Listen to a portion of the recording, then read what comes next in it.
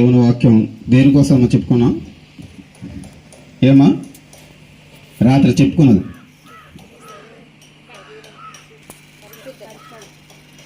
అంటే దేవుడు వచ్చి తన ప్రజల్ని తీసుకెళ్ళడానికి సమయం దగ్గర పడ్డది. ఆయన పరిశుద్ధుడు కాబట్టి మనం కూడా దేవుడి దగ్గరికి వెళ్ళడానికి ఏంటమ్మా అవసరం? పరిశుద్ధత అవసరం కదమ్మా. అయితే గమనించండి, దుష్టుడికి ఒక టాలెంట్ ఉంది. నువ్వు ఏం చేస్తే పరిశుద్ధత కోల్పోతావో అదే మనతో చేయిస్తాడు. అది చెయ్యాలని మనకు ప్రేరేపణ ఇస్తాడు. ఏం చేస్తే మనం దేవుడి దగ్గరికి చేరమో, ఏం చేస్తే మనం పతనం అయిపోతామో అది చెయ్యాలనే మనల్ని ఒత్తిడి చేస్తాడు దుష్టుడు. ఆదికాండం మనం చూసాం కదమ్మా. ఆదికాండంలో ఈ తోటలో ఉన్న ఫలాలన్నీ నువ్వు నిరభ్యంతరంగా తినొచ్చు, కానీ తోట మధ్యలో ఉన్న ఫలం మటుకి మంచి చెడుకు తెలియపరిచే ఫలం మటుకు నువ్వు తినొద్దు అన్నాడు. తింటే తిన్నదనము నువ్వు చచ్చదవు అన్నాడు. కానీ దుష్టుడు ఏం చేశాడమ్మా? ఆ పండే తినిపించాడు కదా. ఏదైతే దేవుడు వద్దన్నాడో ఆ పండే తినిపించడానికి గల కారణం ఏంటంటే, దేవుడు చెప్పాడు కదా ఈ పండు తింటే వీరు చస్తారంట, అయితే వీరిని చంపాలి, దేవుడికి వీరికి అడ్డుపడాలి, దేవుడి నుండి వీరిని దూరపరచాలి అనే ఉద్దేశంతో దేవుడు ఏదైతే వద్దు అని చెప్పాడో ఆ పని చేయిస్తాడు దుష్టుడు. ప్రేరేపణ ఇస్తాడు, చేయిస్తాడని మనం చేపట్టుకుని నడిపించడు, వాడు ప్రేరేపణ ఇస్తాడు. కాబట్టి ప్రియులారా, మనం అందరం కూడా దేవుడి దగ్గర వెళ్ళడానికి సిద్ధపడుతున్న మనల్ని దుష్టుడు ఏ విధంగా మోసం చేస్తాడో ఈరోజు కొద్దిగా మరి నాకు ఇవ్వబడిన సమయంలోనే ముగించడానికి నేను ప్రయత్నం చేస్తాను. వాక్యం చదువుకుందాము. ఈరోజు దేవుడిచ్చిన మాట పౌలు గారు, అపోస్తలుడైన పౌలు గారు కొరింథీయులకు రాసిన మొదటి పత్రిక 6వ అధ్యాయము 9వ వచనం నేను చదువుతానండి. 9, 10 2 వచనాలు నేను చదువుతున్నాను, చూడనమ్మా. అన్యాయస్తులు దేవుని రాజ్యమునకు వారసులు కానేరని మీకు తెలియదా? మోసపోకుడి, జారులైనను విగ్రహారాధికులైనను వ్యభిచారులైనను ఆడంగి తలము గలవారైనను పురుష సంయోగులైనను దొంగలైనను లోబులైనను త్రాగుబోతులైనను దూషకులైనను దోచుకుని వారైనను దేవుని రాజ్యమునకు వారసులు కానేరరు. పరిశుద్ధుడ జీవాధిపతి తండ్రి వందనాలు. నీ ప్రజలకు అర్థమయ్యే రీతిగా ప్రకటించడానికి నన్ను బలపరచండి. వింటున్న ప్రజలందరూ మాటల్ని అర్థం చేసుకొని, వాక్యాన్ని అర్థం చేసుకొని మీరు ఆశించే రీతిగా అందరి హృదయాలు మీ వైపు తిరగడానికి, పవిత్రతలో పరిశుద్ధతలో ముందు కొనసాగడానికి మా అందరికీ సహాయం చేయమని యేసుక్రీస్తు వారి నామములో ప్రార్థిస్తున్నాం తండ్రి, ఆమేన్. హల్లెలూయా. అమ్మ దయచేసి చాలా జాగ్రత్తగా వినండి. ఎవరికైనా ఫోన్లు వచ్చినా బయటకు వెళ్ళొద్దు, ఫోన్లు స్విచ్ ఆఫ్ చేసుకోండి అమ్మా. మనం పరలోకానికి వెళ్ళేదానికన్నా ముఖ్యం కాదు ఫోన్లో మాట్లాడటము. దుష్టుడు ఏం చేస్తాడంటే దేవుని వాక్యం మీరు వినకున్నా డిస్టర్బ్ చేస్తాడు. చిన్నపిల్లల ద్వారా డిస్టర్బ్ చేయొచ్చు, నిద్ర ద్వారా డిస్టర్బ్ చేయొచ్చు, సెల్ ఫోన్ ద్వారా కూడా డిస్టర్బ్ చేయొచ్చు. కాబట్టి దయచేసి దేవుడి వాక్యాన్ని శ్రద్ధగా వినండి. దుష్టుడి యొక్క టార్గెట్ ఏంటంటే, నువ్వు ఏం చేస్తే నువ్వు దేవుడికి దూరం అయిపోతావో అది నీతో చేయించడమే దుష్టుడి యొక్క టార్గెట్. అదే వాడి యొక్క పట్టుదల. కాబట్టి వాడికి మనం దొరకకుండా ఉండాలంటే కొన్ని మాటలు మనం చూద్దాం. ఈరోజు దేవుడు మనకి ఇచ్చింది. అన్యాయస్తులు దేవుని రాజ్యమునకు వారసులు కానేరని మీకు తెలియదా అని అంటూ పక్కనేముందంటే, మోసపోవద్దు అని ఒక మాట పరిశుద్ధాత్మ దేవుడికి రాయడం జరిగింది. మోసపోవద్దు అంటే అర్థం ఏంటి? మోసం చేసేవాడు ఎవరమ్మా? మోసం చేసేవాడు ఎవరు? దుష్టుడు, సాతానుడు మోసం చేస్తాడు. మీరు మోసపోవద్దు. చాలా విషయాల్లో మోసం చేస్తాడు. అందులో మోసం చేసే అంశంలో మొదట ఏం పెట్టాడంటే అన్యాయము అనేది పెట్టాడు. ఇదమ్మా అన్యాయము. అన్యాయంగా మనం ఒక అన్యాయమైన పని చేస్తే మనకు డబ్బులు కలిసి వస్తుందేమో, అన్యాయమైన పని చేస్తే భూమి కలిసి వస్తుందేమో, అన్యాయమైన పని చేస్తే మనుషులు కలిసి వస్తారేమో, అన్యాయమైన పని చేస్తే ఆస్తి కలిసి వస్తుందేమో, ఏదో కలిసి వస్తుందని అన్యాయం కనుక పూనుకున్నట్టయితే నువ్వు ఆశించింది కలిసి వస్తుందేమో కానీ దేవుడి రాజ్యం అని రాదు. అర్థందా? నువ్వు అన్యాయం చేస్తే నువ్వు ఆశించింది నీకు వస్తుందేమో, కానీ దేవుడు ఇష్టపడి ఆశించిన పరలోకం మట్టుకి రాదు. ఆడు దుష్టుడు మోసం చేస్తాడు. ఏది చేస్తే నువ్వు దేవుడికి దూరం అయిపోతావో, దేవుడి దగ్గర వెళ్ళలేవో అదే నీతో చేయించి ఒకవేళ అన్యాయంగా ఏదైనా వచ్చే అవకాశం ఉన్నట్టయితే పరలోకం లేదు, దేవుడు లేదు, అది తర్వాత విషయం. దేవుడి దగ్గర క్షమాపణ అడగొచ్చిన తర్వాత విషయం. ఇప్పుడు వచ్చిన అవకాశాన్ని వదులుకోకూడదు. అన్యాయమా న్యాయమా ఆలోచించొద్దు, వస్తుంది జేబులేటే. ఇది మోసం చేస్తాడు, మోసపోవద్దు ఒకటి. తర్వాత రెండోదిగా జారులైనను జారత్వం అంటామా, వివాహం జరిగిన వ్యక్తి వివాహం కాలేని వ్యక్తితో అక్రమ సంబంధం పెట్టుకుంటే దానిని జారత్వం అంటారు. మీకు అర్థమైందా? వ్యభిచారం వేరు, జారత్వం వేరు. జారత్వం అంటే వివాహం జరగలేని వ్యక్తి వివాహం జరిగిన వ్యక్తితో అక్రమ సంబంధం పెట్టుకున్నట్టయితే ఇది జారత్వము అంటారు. మోసం చేస్తాడు. నువ్వు పరలోకమా, స్వర్గమా, సుఖమా, సంతోషమా తర్వాత విషయం. నీకు చెప్తున్న పాస్టర్లైనా ఎప్పుడైనా పరలోకాన్ని చూసారా? దేవుని చూసారా? నరకాన్ని చూసారా? ఇవన్నీ ఏంటి తెలుసా? నిన్ను కట్టిపడేసే అబద్ధపు మాటలు. ఈ మాటలు నువ్వు నమ్మొద్దు. Let's enjoy. నీకు నచ్చింది కదా, నీకు ఇంకా వివాహం జరగలేదు, అబ్బాయి నచ్చాడు, వివాహం జరగలేదు, అమ్మాయి నచ్చింది, తప్పేం లేదు. నీ మనసుకి ఏది నచ్చితే అది చెయ్యి అని చెప్పి మోసం చేసేవాడు ఎవరమ్మా? దుష్టుడు మోసం చేస్తాడు. మరి ఎన్నోసార్లు వాడు మోసం చేస్తాడు, ఇది పాపము అని తెలిసి కూడా ఇదే అడిగేస్తాం, ఇదే తప్పటి అడిగేస్తాం, ఇదే తప్పులు చేస్తాం. కారణం ఏంటండి? దుష్టుడు కేవలం మనం ప్రేరేపించడం కాదు, బలవంతం చేస్తాడు. ఇదిగో చూసావా, ఆ పండు ఎంత బాగుందో చూసావా, ఆ పండు తిని చూడు ఎంత రుచిగా ఉంటుంది, నీకేం తెలుసు. ఇది వాడు చేసే మోసం. ఊరిస్తాడు. ఇప్పుడు దేవుడు చెప్పినట్టు జారత్వం రెండో అంశము, ముందు అంశము అన్యాయం, తర్వాత అంశము జారత్వం. వివాహం జరగలేదు, ఆల్రెడీ ఒక వ్యక్తికి వివాహం జరిగింది. వివాహం జరిగితే ఈ రోజుల్లో రెండో పెళ్లి చేసుకున్న వారు లేరా? నువ్వు రెండో భార్యగా ఉండు, తప్పే ఉంది. రెండో భార్యగా అమ్మాయిని తెచ్చుకో, తప్పే ఉంది. అంత అందగా నీకు దొరుకుతాడా? అంత అందగత్తి నీకు దొరుకుతుందా? తప్పేం లేదు. కానీ దేవుడి దృష్టిలో అది తప్పు. లోకం దృష్టిలో అది తప్పు కాదు. నీ మనసు దృష్టిలో అది తప్పు కాదు, కానీ దేవుడి దృష్టిలో తప్పు, పరలోకం దృష్టిలో తప్పు. ఉదాహరణగా అమ్మా, భూమి మీద ఉన్న కొన్ని దేశాలు ఉన్నాయి. అమెరికా దేశం అనుకుందాం ఉదాహరణకి.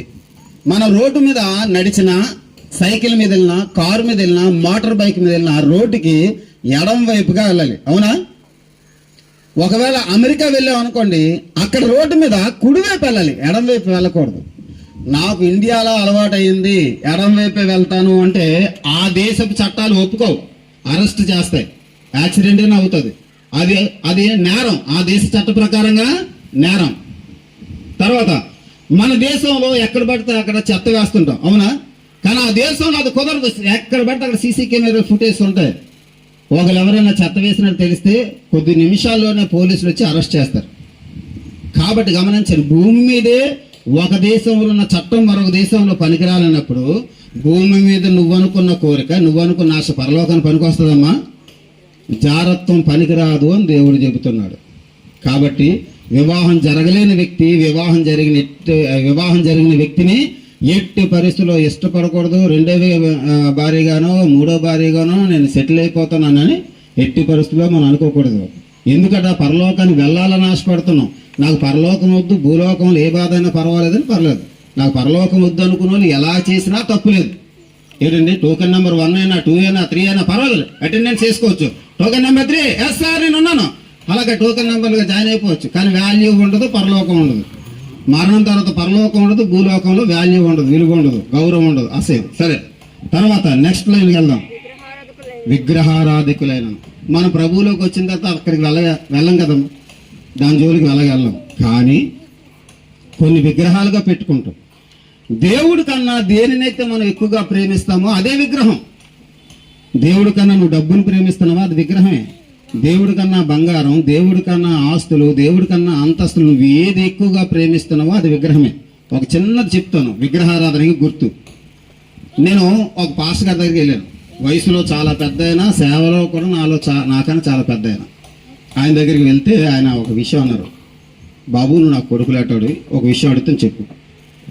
ఒక వ్యక్తి నా దగ్గరకు వచ్చి, మా చర్చికి వచ్చే వ్యక్తి, నాకు దశంభాగాలు ఇచ్చే వ్యక్తి, ఆ వ్యక్తి నేను మీ చర్చికి రావటం లేదని, బాప్తిసం తీసుకోలేదని, చర్చికి నాకేం సంబంధం లేదని సర్టిఫికెట్ రాసి సంతకం చేసి ఇవ్వండి అయ్యగారు అన్నారు. ఇప్పుడు నేను ఇవ్వాలా వద్దా అని అడిగారు. వద్దండి అన్నాను. అదేంటయ్యా, ఇవ్వకపోతే పాపం చాలా డబ్బులు నాకు బాగా సహకరిస్తాడు, దశంభాగాలు ఇస్తాడు, మరి ఇవ్వకపోతే అతను మరి కోపించుకుంటాడు కదా. అతను ఎందుకంటే అడుగుతున్నారంటే అలాగ రాసిస్తేనే క్యాస్ట్ సర్టిఫికేట్ ఇస్తాడట. క్యాస్ట్ సర్టిఫికేట్ ఇస్తే వాళ్ళ పిల్లలకి రేపు పొద్దున ఉద్యోగాలు వచ్చే అవకాశం ఉన్నదండి. మరి లెటర్ ప్యాడ్ మీద రాసేసి ఈయన క్రైస్తవుడు కాదంటే దీనికి వాల్యూ ఉండదా? అమ్మా, ఒక భూమి అమ్మినప్పుడు నోటు మాటను బట్ట కాగితం బట్ట విలువ కాగితం బట్టే కదా. అలాగే ఒక వ్యక్తి క్రైస్తవుడు కాదు అని రాసిస్తే దేవుడు దేన్నమ్మా పరిగణలోకి తీసుకుంటాడు? లెటర్నే కదా. ఆ వ్యక్తికి ఇంకా రక్షణ ఉంటుందా? అంటే వ్యక్తి విగ్రహం ఏంటదా? కులం విగ్రహం, కులం విగ్రహం, ఉద్యోగం విగ్రహం. కాబట్టి గమనించండి, మోసపోవద్దు అన్నాడు. చిన్న విషయం కదా, ఇది ఏమైపోద్ది అనుకోండి. చిన్న చెప్తాను, బైబిల్లో ఉన్నాను. ఇప్పుడు బయట చెప్పాను, బైబిల్లో చెప్తాను. బైబిల్లో ఒక సంఘటన ఉంది. ఏసావు వేటకెళ్ళి వచ్చాడు, చాలా ఆకలిగా ఉన్నాడు. యాకోబు కూర వండుతున్నాడు. తమ్ముడు నాకు కాస్త కూర ఇవ్వు అన్నాడు. యాకోబు అన్నాడు, లేదు లేదు, నీకు కూర కావాలంటే నీ జ్యేష్ఠత్వాన్ని నాకు ఇచ్చేయి అన్నాడు. నవ్వుకున్నాడు ఏసావి. ఏంటి మెంట్లోడా ఉన్నాడు, ఇది పిచ్చా మెంట్లోడా? అది జేబులు ఐటెం పెట్టమ్మా. జ్యేష్ఠత్వం ఇవ్వడం అంటే జేబులు ఐటెం కాదు. 100 రూపాయలు ఇవ్వరా ఎందుకురా, 50 రూపాయలు ఎందుకు ఇవ్వడానికి కాదు కదా. జ్యేష్ఠత్వం ఇవ్వడం అది ఎలాగిస్తాం? ఎలా ఇవ్వాలి అంటే, ఓ పంచి దేవుడి పేరు మీద నువ్వు ప్రమాణం చేయి. ఈ రోజు నుండి ఏసావు అనబడి నేను చిన్న కొడుకుని, యాకోబు అనబడి నీవు పెద్ద కొడుకురా అని నువ్వు దేవుడి పేరు ప్రమాణం చేయి, ఈ కూర అంతా నీకు ఇచ్చేస్తున్నాడు. ఎరియగలడా అలాగన్నంత మాత్రం అయిపోతారా? ఓకేరా అని చెప్పాడు. చేయి చాపాడు, ప్రమాణం చేశాడు. ఈ రోజు నుండి ఏసావు అనబడి నేను ఆ దేవుని ఎదుట ప్రమాణం చేసి చెప్తున్నాను, నేనే చిన్న కొడుకుని, యాకోబని నీవే, ఇస్సాకు రెబ్బకాలని మా తల్లిదండ్రులకి ప్రధాన సంతానం నువ్వే, పెద్ద కొడుకు నువ్వే అని ప్రమాణం చేశాడు. అది కూర అంతా నీదే అన్నాడు. అబ్బా, కూర దొరికింది కానీ మురిసిపోయి తిన్నాడు. జ్యేష్ఠత్వం వచ్చింది కానీ పొంగిపోయాడు. హల్లెలూయా. అంటే ఇలా చేసినంత మాత్రం ఏమైపోద్దండి అనుకున్నాడు. అవునా, ఇది పెద్ద నేరమా, ఇది పెద్ద తప్ప అని అనుకున్నాడు. అది మోసపోవడమా కాదా? కొన్ని రోజులు అయిపోయిన తర్వాత జ్యేష్ఠుడికి రావాల్సిన ఆశీర్వాదం ఎవరికి వచ్చేసింది? యాకోబుకి వచ్చేసింది. ఎందుకు వచ్చింది? ఆ జ్యేష్ఠత్వపు ఆశీర్వాదం జ్యేష్ఠుడిగా రావాలి. కానీ దేవుడి దృష్టిలో ఇప్పుడు జ్యేష్ఠుడు ఎవరు? చిన్నాడు యాకోబు జ్యేష్ఠుడు కాబట్టి యాకోబు దగ్గరకు వచ్చేసింది ఆ విషయం. అప్పుడు ఎంత ఏడ్చినా సరే ప్రయోజనం లేదు. ఎందుకు? ఈ ఆశీర్వాదం పొందుకోవడం వల్ల ఏమొచ్చిందమ్మా? గొర్రెలు పెరిగాయా, మేకలు పెరిగాయా, డబ్బులు పెరిగాయా? ఏం పెరిగాయి? ఏ ఆస్తి పెరిగింది? ఏ ఆస్తి పెరగలేదు. కానీ ఆ జ్యేష్ఠ కుమారుడి లిస్టులోకి యాకోబు వచ్చేసాడు. ఆ యాకోబు వంశంలో నజరేయుడైన ప్రభువైన యేసుక్రీస్తు వారు వచ్చేసారండి. హల్లెలూయా. సృష్టికర్తల దేవుడు, దేవాది దేవుడే ఆ యాకోబు వంశంలోనే, ఆ యాకోబు యొక్క జనాంగం అంటే ప్రియులారా నరుడుగా వచ్చారండి. ఈనాడు కూడా భూమి మీద వర్ధిలో ఎవరండి? ఇశ్రాయేల్ జనాంగం ఈ రోజు కూడా భూమి మీద ఉన్నారు. ఆ యాకోబు సంతానం ఈ రోజు కూడా భూమి మీద ఉన్నారు. అది ఎంత ఆశీర్వాదం.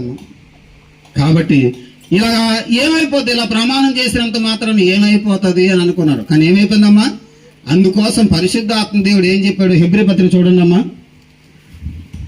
హెబ్రీ పత్రిక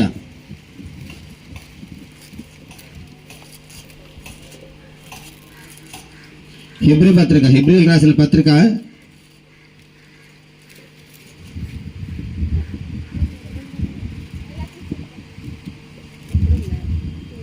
ఎక్కడుందా?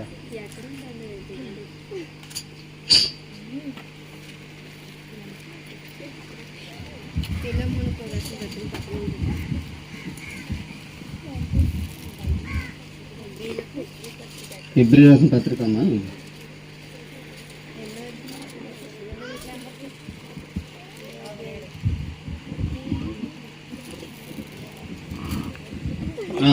పన్నెండో అధ్యాయం, హెబ్రీ పత్రిక 12వ అధ్యాయం 16వ వచనం. ఒక పూట కూటి కొరకు తన జ్యేష్ఠత్వపు హక్కును అమ్మివేసిన ఏసావు వంటి భ్రష్టుడైనను వ్యభిచారైనను ఉండినేమో అని జాగ్రత్తగా చూచుకొనడి. చూసారా? 12:16. ఏసావు ఆ తర్వాత ఆశీర్వాదం పొందగోరి కన్నీళ్లు విడిచుచు దానికోసం శ్రద్ధతో వెదకినను మారు మనసు పొందని అవకాశము దొరకక విసర్జింపబడేనని మీరు ఎరుగరా. ఏం చేయడమ్మా? చేయబడ్డాడు, విసర్జింపబడ్డాడు. ఎందుకు? ఇలాగ అన్నంత మాత్రాన్ని ఏమైపోతుందో లేదు అన్నాడా లేదా? మరి అలాంటప్పుడు నేను క్రైస్తవును కాను అని సంతకం రాసిచ్చి ఒక పాస్టర్ గారు నువ్వు క్రైస్తవుడు కాదు, ఇతనికి చర్చికి సంబంధం లేదు, నేను బాప్తీసం ఇవ్వలేదు అని రాసిస్తే ఆ మాట వర్తించదా? నిజమవుదా? ప్రమాదం. అందుకే అన్నాడు మోసపోకుడి అన్నాడు. ఏసావుని పరిశుద్ధాత్మ దేవుడు దేంతో పోల్చాడు? భ్రష్టుడు అన్నాడు. భ్రష్టుడైనను వ్యభిచారు అయినను. ఇక్కడ మనం 6వ అధ్యాయంలో మనం నెక్స్ట్ చూసుకోవాల్సిన విషయం కూడా ఏముందంటే వ్యభిచారులే ఉంది. విగ్రహారాధకులైనను వ్యభిచారులేను. వ్యభిచారం చేసేవారు కూడా ఏమైపోద్దని ఏమైపోద్ది లేదు. ఎంత అందమైన అమ్మాయి అవకాశం ఇచ్చిన తర్వాత వద్దు అని అనుకుంటే మరలా అవకాశం కుదరదు. ఇంత అందమైన అబ్బాయి అవకాశం ఇచ్చిన తర్వాత వద్దు అనుకుంటే మరలా అవకాశం కుదరదు. ఏమైపోతలేదు నా దేవుడు, నేను పాపం చేస్తాను దేవుడికి ముందే తెలుసు, అందుకే నా కోసం ప్రాణం పెట్టాడు. ఇలా ఆలోచించుకున్నారు లేరా? దేవుడు అందుకే అంటున్నాడు మోసపోవద్దు. నువ్వు మోసపోతున్నావు, వాక్యం తెలిసి మోసపోతున్నావు, ఇంకా రెట్టింపు దెబ్బలు ఉంటాయి సుమా. మోసపోకుడి, దేవుడు వెక్కిరించబడడు. మనుషుడు ఏది విత్తుతాడో ఆ పంటనే కోస్తాడు. అన్యాయస్తులు దేవుని రాజ్యానికి వారసులు కానేరారు అని చెప్తూ లిస్ట్ అంతా చెప్తున్నారు. ఈ లిస్టులో ఉన్న వారెవరు కూడా దేవుడి రాజ్యానికి వారసులు కానేరరు. ఈ వాక్యం అంతా విన్న తర్వాత నేను వెళ్ళిపోతాను. వెళ్ళిపోయిన తర్వాత పాస్టర్ గారు చెప్తారు, ఆయన ఏం చెప్తారో వింటాను. తర్వాత దుష్టుడు ఏమన్నాడంటే, ఇదిగో ఈరోజు నువ్వు విన్నావు కదా వాక్యం అంతా తుత్తినే అది అన్ని ఎత్తుని గాని వదిలే అమ్మా. ఆ పాస్టర్ గారు అలాగే చెప్తారు, బైబుల్ అలాగే ఉంటుంది. అంటే బైబుల్లో ఉన్నంత ఖచ్చితంగా పాస్టర్ గారు బతుకుతున్నారా? వ్యభిచారం చేసిన పాస్టర్ గారు లేరా?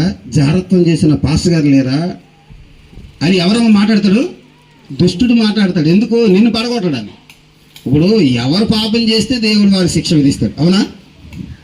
కానీ దుష్టుడు ఏం చెప్తాడు? నిన్ను పాపం చేయించడానికి, పాపంలో నిన్ను పడగొట్టడానికి ఆల్రెడీ పాపం చేసిన వ్యక్తిని చూపించి వాడు చేయగలేదు నువ్వు చేస్తే తప్ప, అవునమ్మా, వాడు చేయగలింది నువ్వు చేస్తే తప్ప, ఆడకన్నా వీడు గొప్పడు వేటి, ఆడెలా తప్పించుకొని పరలోకానికి ఎక్కువ వెళ్ళిపోతావు, నువ్వు అలాగే వెళ్ళిపోతావు. సింపుల్. దావీదు అంత గొప్పడు, దావీదే పాపం చేశాడు, నువ్వు దావీదు కన్నా గొప్పడు చేసేద్దు, ఏమైపోదు, అవునా? మోసపోవద్దు అంటున్నాడు. మోసపోవద్దు. నువ్వు వెక్కిరించబడతావు, తర్వాత దేవుడు వెక్కిరించబడడు, నువ్వే వెక్కిరించబడతావు. లిస్టు చెప్పాను ఆఖరికి. నువ్వు అన్యాయంగా ప్రవర్తిస్తే దేవుడి రాజ్యానికి వెళ్ళలేవు, జారత్వం చేస్తే దేవుడి రాజ్యానికి వెళ్ళలేవు, వ్యభిచారం చేస్తే దేవుడి రాజ్యానికి వెళ్ళలేవు. ఆడంగితనము గలవారైన, ఆడంగితనం అంటే సత్యము తెలిసి కూడా భార్యకి లోబడిపోయి భార్య ఏది చెప్తే చేయడం. భార్య మంచి పని చేస్తే చేయొచ్చు, తప్పులేదు, అది కాదు.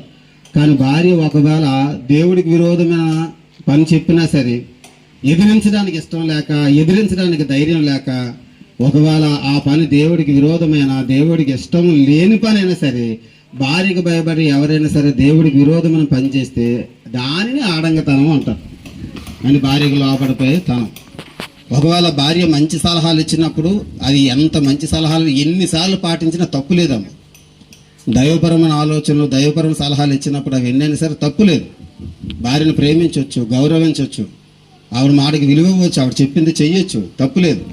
కానీ ఒకవేళ భార్య గనక దేవుడికి విరోధమైన పని చేస్తే, ఇప్పుడు ఉదాహరణ అననీయ సఫీరా ఉన్నారు కొత్త నిబంధనలో, ఆస్తిని అమ్ముకొని వచ్చాడు అననీయ.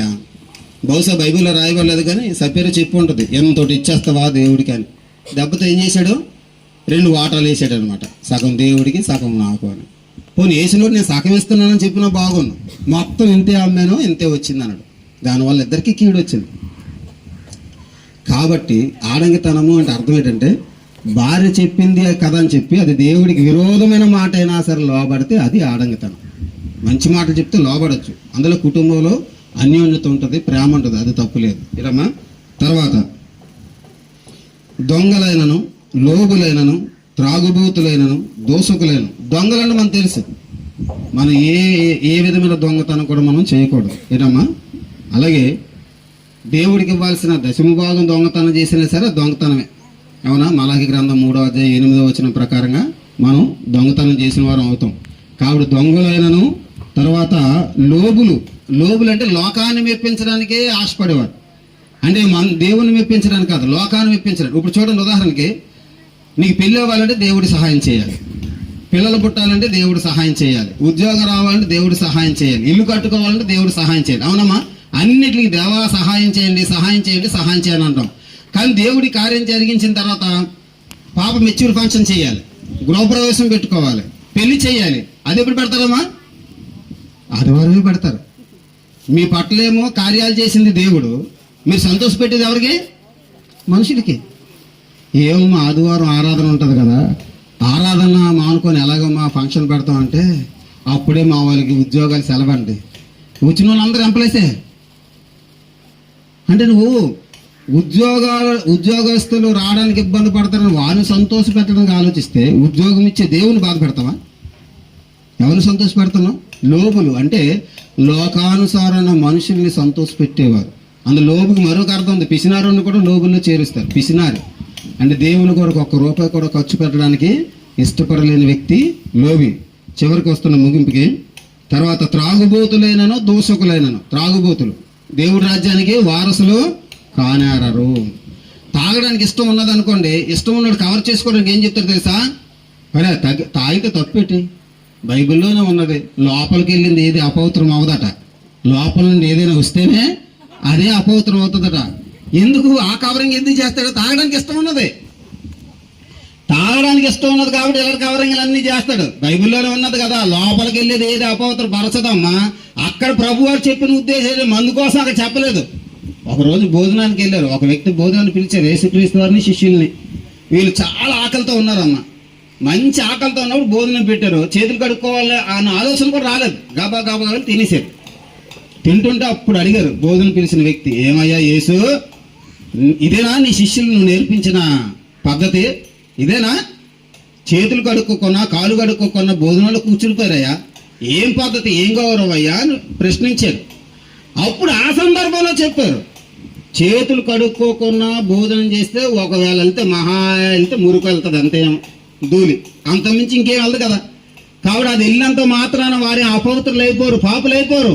కానీ లోపల నుండి వస్తాయే దురాలోచనలు, కామ వికార చేష్టలు, వ్యామోహాలు, దుర్బోధలు, ఇవన్నీ లోపలని ఈర్ష, అసూయ, గర్వము, అహంకారం, ఇవి చెడ్డవి, ఇవి పాడు చేస్తాయి. చేతులు కడుక్కోకుండా తిన్నంత మాత్రాన వాడేమో పాపి అయిపోడు, అపవిత్రుడైపోడు అనే ఉద్దేశంతో అక్కడ ఆ మాట చెప్తే, తాగడానికి ఇష్టపడిన వాళ్ళందరూ ఆ మాటను తీసుకోవడమే. లోపలికి వెళ్ళేది ఏదో అపవిత్ర పరచదట కదా, ఈరా బుడ్డే, ఒరే నువ్వు చర్చికి వెళ్తా కదరా, దేవుని నమ్ముకున్నావు కదరా, బుడ్డీలు మింగకూడదు కదంటే, మా బైబుల్లో రాసిందిరా, లోపలికి వెళ్ళింది ఏది అపవిత్ర పరచదట తెలుసా, అదట బైబిల్ భూమిలోకి వెళ్ళిపోతాట. ఇప్పుడు మింగేస్తానా, అలాగ అటు తిరిగి ఎక్కడ బైబిల్ భూమిలో పంపించేస్తాను, ఇంకెక్కడ ఉంటుంది నా లోపల పాపం. చూసారా? కానీ ఇక్కడ బైబిల్లో దేవుడు ఏం చెప్తాడు తాగుడు కోసం? త్రాగుబోతులు దేవుని రాజ్యానికి వారసులు కానేరరు. నువ్వు మోసపోవద్దు. తాగినా పాపం లేదు, తాగినా తప్పు లేదని నువ్వు అనుకుంటున్నావా? మోసపోవద్దు. ఆ యేసుక్రీస్తు వారు ద్రాక్షారసం తాగలేదా? ఇది కూడా మందే అంటారు. ఆయన తాగిన ద్రాక్షారసం, దాన్ని వైన్ అంటారు. ఏ వైన్ షాప్ లో కూడా వైన్ ఉండదు. వైన్ అంటే ద్రాక్షారసం అని అర్థం. బ్రాందీలు, విస్కీలు అమ్మిన వారు వైన్ షాప్ అని పెడతారు, కానీ వైన్ అక్కడ ఉండదు. వైన్ అంటే ద్రాక్షారసం అని అర్థం. యేసుక్రీస్తు వారు తాగింది ద్రాక్షారసం, దాన్ని ఇంగ్లీష్ లో వైన్ అని ఉన్నది. అది తెలియక కొంతమంది యేసుక్రీస్తు వారు వైన్ తాగినట్టు బైబిల్లో ఉన్నది, వైన్ తాగినట్టు అని అంటారు. వైనే ద్రాక్షారసం. మనం వెళ్ళొచ్చు, ఎస్కోట్లు వెళ్తే జ్యూస్ షాప్ ఉంటుంది, లోటలు తాగవచ్చు ద్రాక్షారసం. ప్రతి ఆదివారం చర్చిల్లో ద్రాక్షారసం నెలకోసారి తాగుతున్నామా?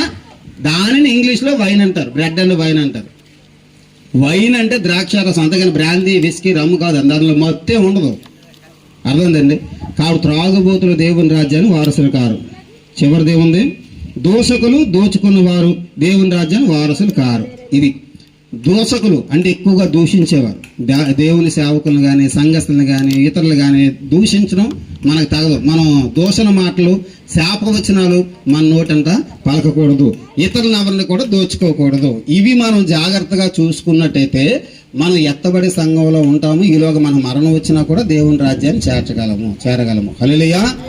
ఇంతకు మించి కనుక మనం ప్రవర్తించామో మనం మోసపోతున్నట్టే. మోసపోకటి, దేవుడు విక్రింపబడడు. ఈ గుణ లక్షణాలను వారు దేవుడి రాజ్యానికి వారసులు కానేరరు. కాబట్టి అమ్మా, యేసుక్రీస్తు వారు భూలోకానికి వచ్చి పరలోకాన్ని విడిచిపెట్టి భూలోకానికి వచ్చి కలవరి కొండ మీద సమస్త పాపుల కొరకు ప్రాణం పెట్టారు కదా. ఆయన ప్రాణం పెట్టింది ఇంతవరకు మీరు చేసిన పాపాలను విడిపించడానికి, కానీ బతికినంత కాలం మీరు ఎన్ని పాపాలు చేస్తారో చేసుకోండిరా మీకు ఫుల్ లైసెన్స్ ఇచ్చాను అనడానికి కాదు. అవునా? యేసుక్రీస్తు వారు ప్రాణం పెట్టింది ఏంటి? ఎంతవరకు మనం ఏ పాపములు అయితే చేసాం ఆ పాపం నుండి మనం విడిపించడానికి మన కోసం ప్రాణం పెట్టారు, మన కోసం మరణించారు, సమాధి చేయబడ్డారు, 3వ రోజు తిరిగి లేచారు. బాగా గుర్తుపెట్టుకోండి, తెలిసి కూడా పాపం చేస్తే అలాంటి వ్యక్తికి పశ్చాత్తాపం రాదు. పశ్చాత్తాపం రాని వ్యక్తికి పరలోకము ఉండదు. ముగించుకుందాము. అందరు కళ్ళు మూసుకున్నట్లయితే చిన్న ప్రార్థన చేసుకుందాము. కాబట్టి ప్రియులారా, దయచేసి మోసపోవద్దు. అది పాపము అని తెలిసి కూడా మనం గనక ఆ పాపముని చేసినట్టయితే పాపక్షమాపణ అనేది ఇంకా ఉండదు. హెబ్రీ పత్రిక 10వ అధ్యాయం 6వ వచనంలో ఉంది, మనము సత్యమును గూర్చి అనుభవ జ్ఞానము పొందిన తర్వాత బుద్ధిపూర్వకంగా పాపం చేసిన ఎడల పాపములకు బలి ఇకన ఉండదు, గాని న్యాయపు తీర్పునకు భయముతో ఎదురు చూచుటయు విరోధులను దహింపబో తీక్షణమైన అగ్నియు ఇకన ఉండును. కాబట్టి ఈ సమయంలో మన కొరకు దేవాది దేవుడు ప్రాణం పెట్టింది పాపం విడిపించడానికి, కానీ బతికినంత కాలం పాపం చేయడం లైసెన్స్ కాదు. ఈ సంగతి మనం గ్రహించుకొని పాపమును విడిచిపెడుతూ పాపం చేసే అవకాశం వచ్చినప్పుడు పాపమును అసహించుకొని ప్రభు కోసం బ్రతుకుదాం, ముందుకు కొనసాగుదాం. అలాంటి కృప దేవుడు మన అందరికీ దయచేయను గాక. ఆమేన్. సర్వాధికారమైన దేవానికి స్తోత్రం నాయనా. ఈ మాటలు వినిన ప్రతి ఒక్కరిలో ఫలించాలి. ఈ మాటలను విని భయపడుతూ నీకు విరోధమైన పాపం నీ సేవకులుగా నేను కావచ్చు, కుటుంబం కావచ్చు, ఇక్కడున్న మేమందరం కావచ్చు, నీకు విరోధమైన పాపం వాళ్ళు ఎవ్వరు చేయకుండా మమ్మల్ని కాపాడమని యేసుక్రీస్తు వారి నామములో ప్రార్థిస్తున్నాను పరమ తండ్రి. ఆమేన్. నన్ను వాడుకున్న దేవాదేవుని వందనాలు. అవకాశం ఇచ్చిన అధ్యక్షుల వారికి, స్థానిక సంఘ కాపురి గారికి హృదయపూర్వ వందనాలు చెల్లిస్తున్నాను. మరి ఇక్కడికి వచ్చిన దైవ సేవకులందరికీ కూడా హృదయపూర్వ వందనాలు చెల్లిస్తూ ముగిస్తున్నాను. దేవుడు మిమ్మల్ని దీవించిన గాక. మరో చోటు ప్రార్థనకు వెళ్ళాలి, దయచేసి ఏమనుకోదామా. సమస్త